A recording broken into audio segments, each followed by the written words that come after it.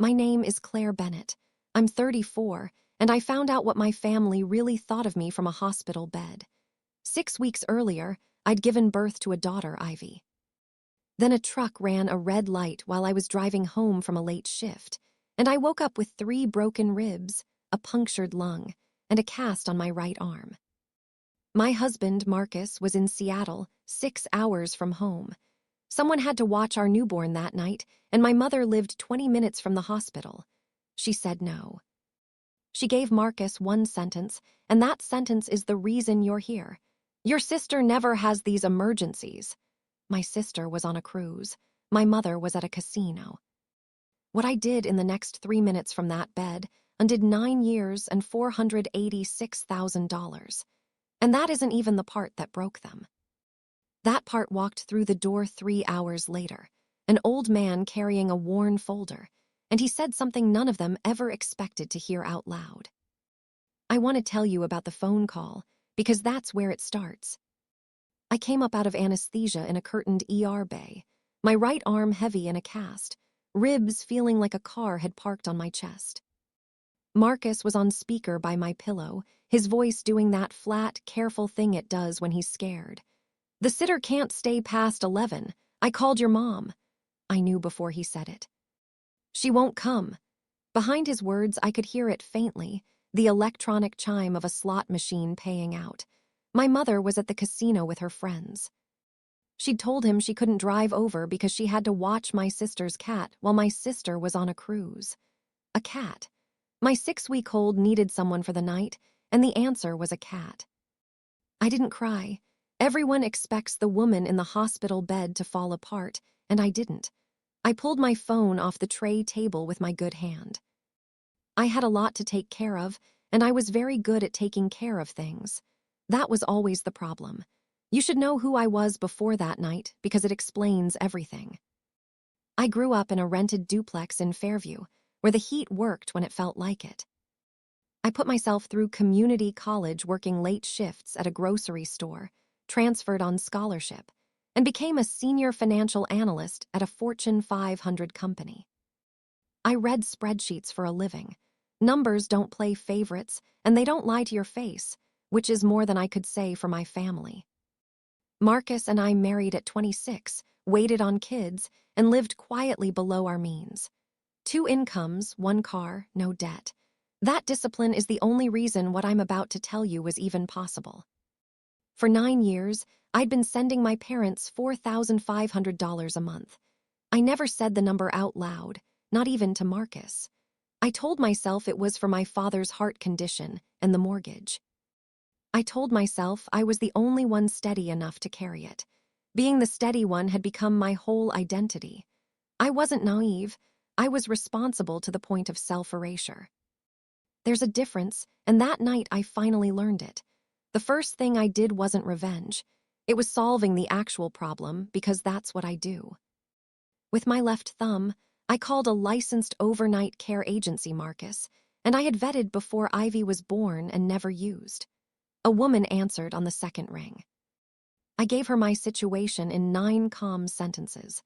40 minutes later, a nurse named Renee let herself into our house and texted me a photo of Ivy asleep, fist against her cheek. The ER nurse beside me asked gently if I had family who could come. "It's handled," I said. "People always blink when you don't perform the breakdown they're braced for." My daughter was safe. My husband was in the air. There was exactly 1 item left on my list that night, one I'd carried for 9 years and never touched. My mind was very clear. I opened my banking app. Inside, under recurring transfers, were 4 automated payments I knew by heart, like scars. Mom and Dad, $2,000. Home, $2,000 for the mortgage I believed I was helping with.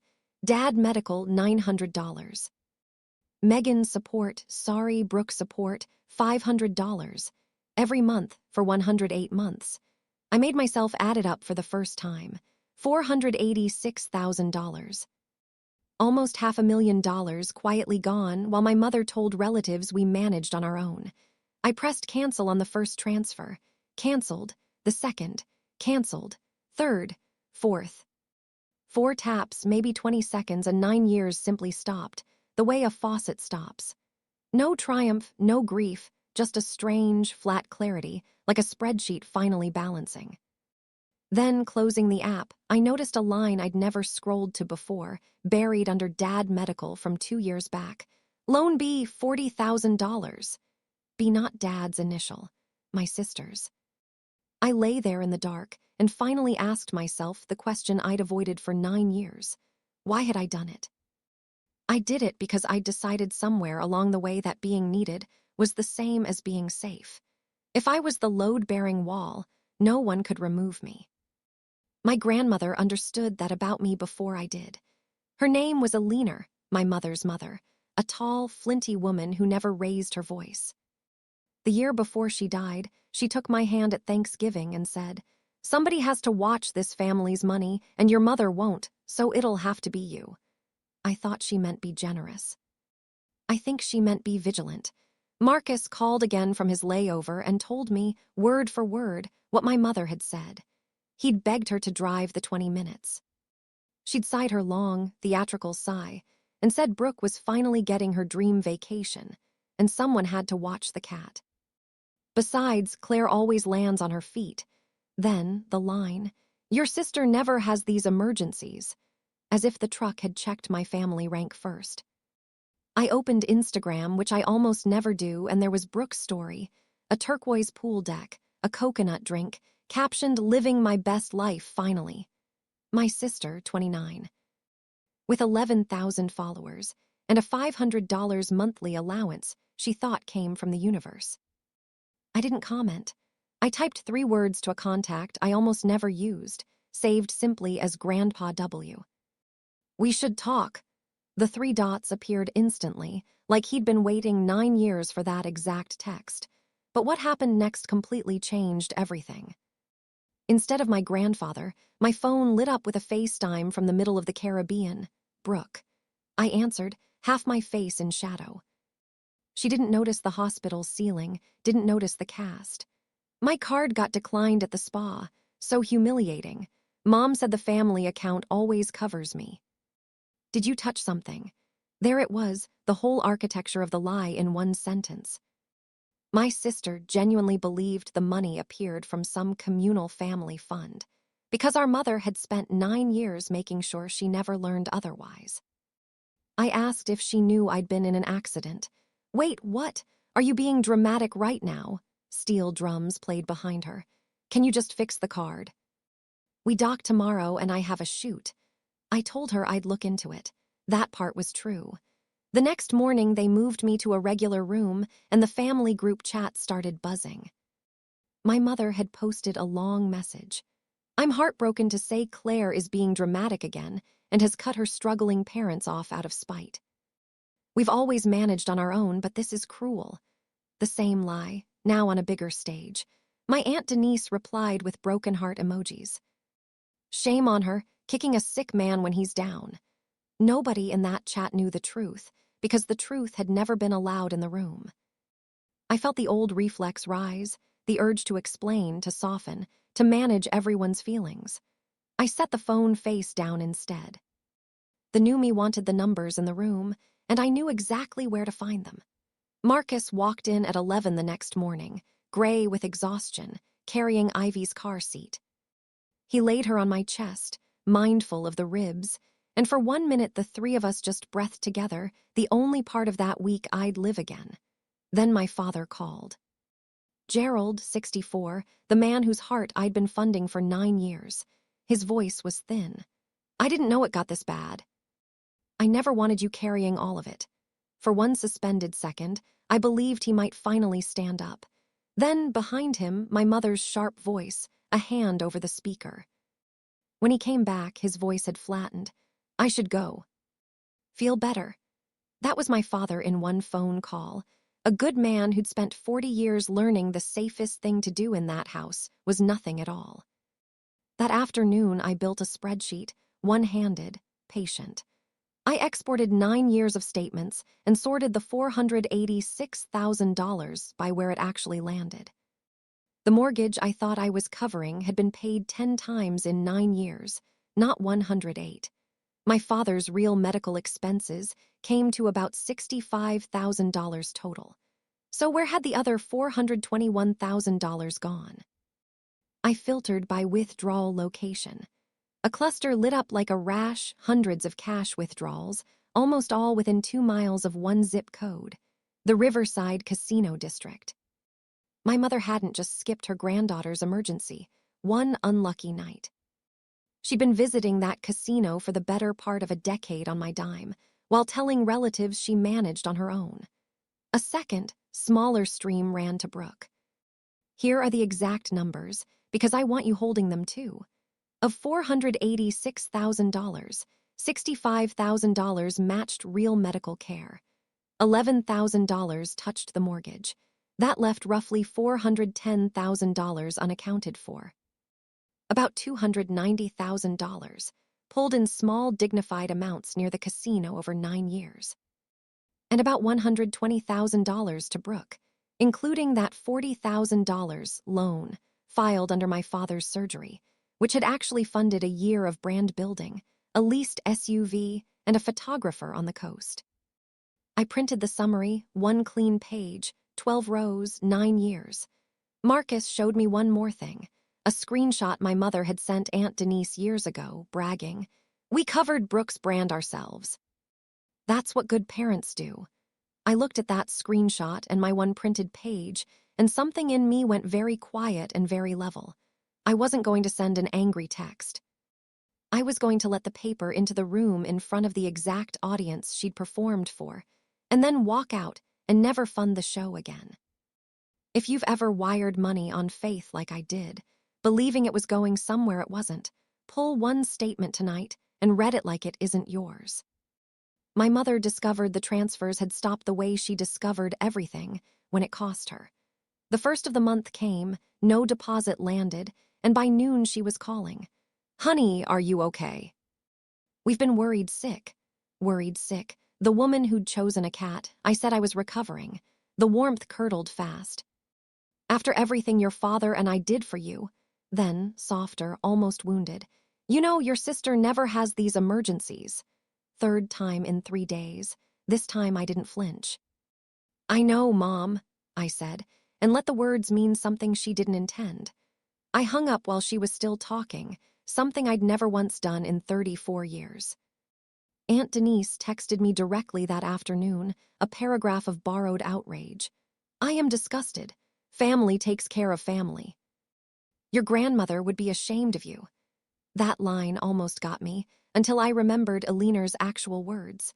"Somebody has to watch this family's money, and your mother won't." Denise had it exactly backwards. I didn't write a paragraph back. I attached my single page and typed one sentence. "Here's where the money Mom says she manages on her own actually went. The casino withdrawals are hers. Ask her." Then I changed Ivy's diaper, calm for the first time in a decade. No reply ever came. I imagined Denise sitting with 12 rows of numbers she couldn't argue with. You can call a person dramatic. You cannot call a column of withdrawals dramatic. It just sits there, being true. When the warmth failed and the guilt failed, my mother reached for the stage she controls completely, a family dinner. "Let's all gather Sunday to welcome baby Ivy and clear the air as a family." A misunderstanding, 5 days after choosing a cat over my newborn. Marcus said we didn't have to go. He was right. But I knew Sunday's real purpose. Get me in a room full of relatives and pressure me into turning the money back on. She wanted an audience for my surrender. I decided to give her the audience, just not the surrender. I texted back 2 words, "We'll come." Then I called my grandfather, Walter, and we talked for 40 minutes. At the end he asked, in his dry, gravel voice, "You want it quiet or you want it true?" I looked at Ivy asleep in my arm. "True," I said. "Then I'll bring the folder," he said. I have to back up a few hours, because this is the hinge the whole story swings on. 3 hours after I canceled those transfers, while Marcus was still in the air, my hospital room door opened slowly. My grandfather walked in, Walter, 78, my mother's father, in a pressed flannel shirt, moving carefully with a cane. He'd called every hospital in the area until he found me. Under his arm was a thick manila folder, soft at the corners, bound with 2 brittle rubber bands. He set it on the foot of my bed like something heavy he'd carried a long way. "Your mother said you'd had a fender bender," he said. I drove past 3 exits before I believed her. Then he sat, folded his hands over his cane, and said the thing I'll hear in my head forever. "I knew, I always knew." I asked what he knew. "About the money, all 9 years of it. About where your mother's been spending her afternoons. About what she told this family while you bled yourself dry." He tapped the folder once. "Not tonight, though. You've got enough tonight. We'll do this proper, in front of everyone, where she can't squirm out the side door." Before he left, he told me the truth about my grandmother's death. Alina hadn't simply slipped away peacefully. In her last year, she'd grown suspicious of my mother's spending, the new car, the casino talk, and had cornered Walter one evening. "Somebody is keeping Sandra afloat, and it isn't us." Find out who. It took him a while, but he'd spent 40 years managing a business's books, and he knew how to follow a number. He found 9 years of a granddaughter, quietly pouring her whole margin into a hole her mother kept digging. Alina wanted to fix it before she died. She ran out of time, so she did the next best thing. She spent her last clear months with a lawyer. "A trust like the one Alina and I made," Walter said, "does what we told it to do. It'll hold." At the door, he paused. "She wasn't ashamed of you, Claire. Whatever your mother says Sunday, your grandmother trusted you with everything. That's why she chose you." The day before the dinner, I finally asked Walter the question that had haunted me my whole life. Why had my mother spent 30 years treating one daughter like a prize and the other like a utility? He told me how Alina had raised her, fair, but hard, with a favorite, and it wasn't my mother. My mother grew up being the one who managed things while her brother got the love. "So when Sandra had you," Walter said, "steady and quiet and capable, just like she'd had to be, something in her couldn't stand it. And when Brooke came along, loud and needy and bright, Sandra finally got to be the mother of the favorite instead of the forgotten one. The casino," he said, "was the only place she ever felt like she might win something she hadn't had to earn by being useful." I understood her completely. I was still done. At this point, I thought I understood the whole shape of it, but Sunday still had one more surprise waiting. That night, I decided exactly what Sunday would be, and what it wouldn't. Not a screaming match. My mother is a virtuoso of volume, and raising my voice would only hand her the role she wanted, the hysterical, ungrateful daughter. So I would give her paper instead. Her only weapons were words, lies told warmly, guilt delivered on schedule, a performance for relatives. My weapons were a single printed page, a screenshot, and a folder in my grandfather's careful hands. She would perform. I would let the numbers be witnessed. Brooke flew back Saturday and called me from the airport. "Okay, so the cruise was kind of ruined," she announced before hello. "I spent the whole time stressed about my card. Mom said you had some meltdown and stopped the family money, which, fine, have your feelings, but I have a launch coming. Can you just fix it before dinner?" I asked her quietly. "Brooke, where do you think that money comes from?" A real pause. "From Mom and Dad," she said, with an upward lift at the end, a question disguised as an answer. The first crack of doubt I'd ever heard in her voice. Sunday, we drove to my parents' house. I sat in the car a moment, gathering myself, still wearing the cast, the hospital ID band soft and gray on my wrist.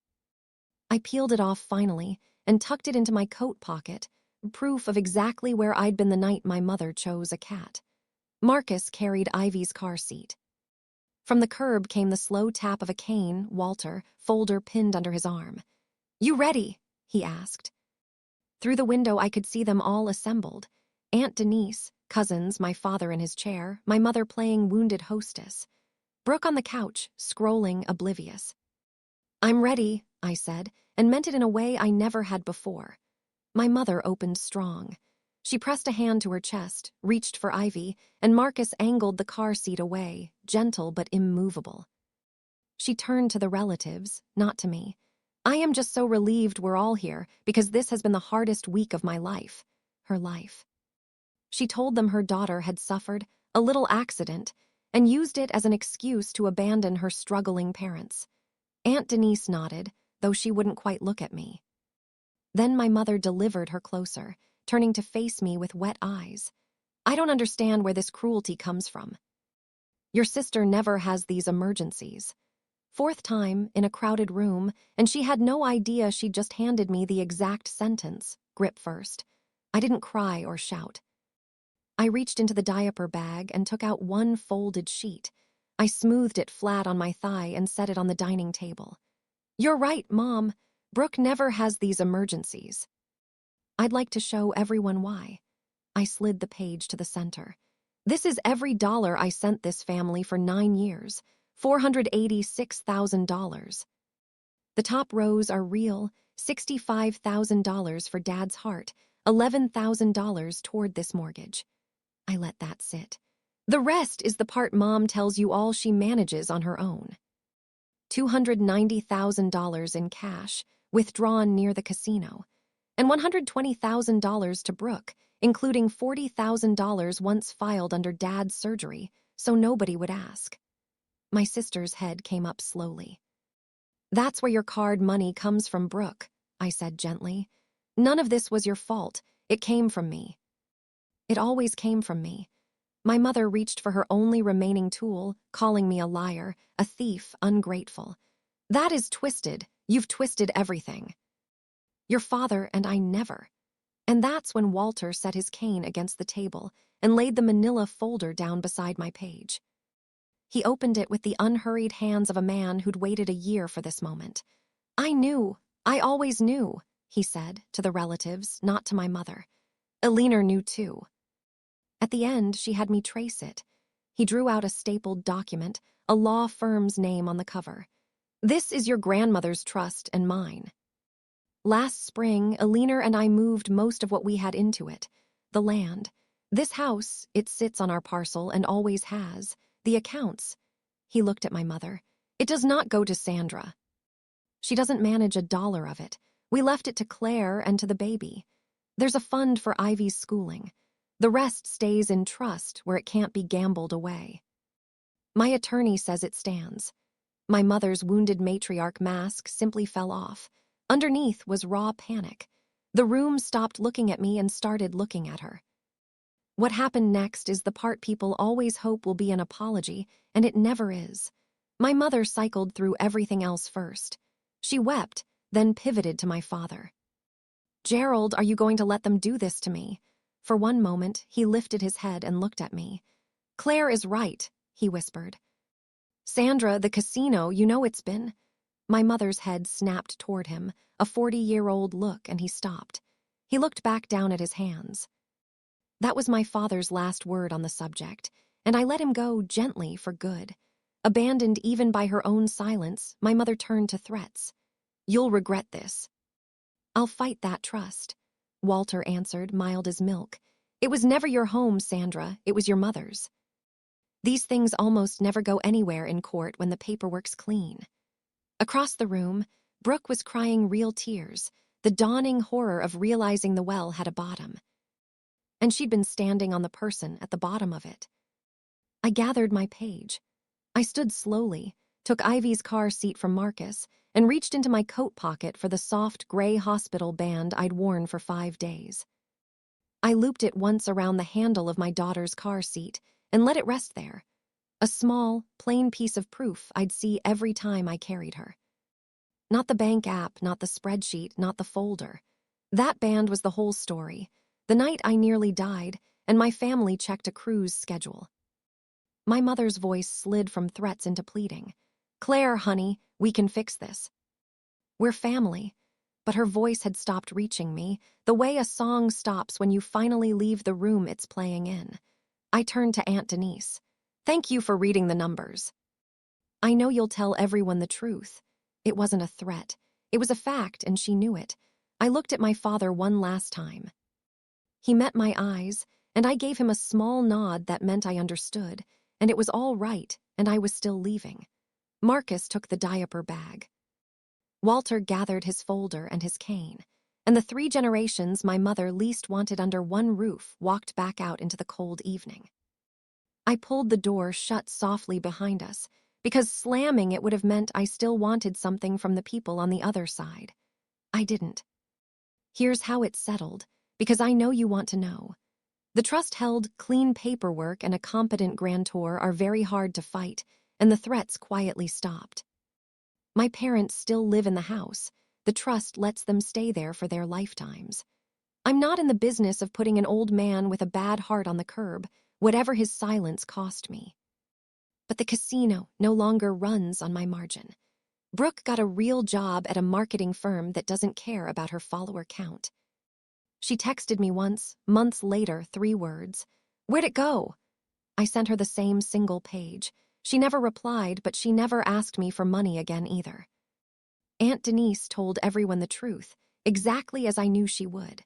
My father calls sometimes, only when he's alone in the car, and I always answer those calls.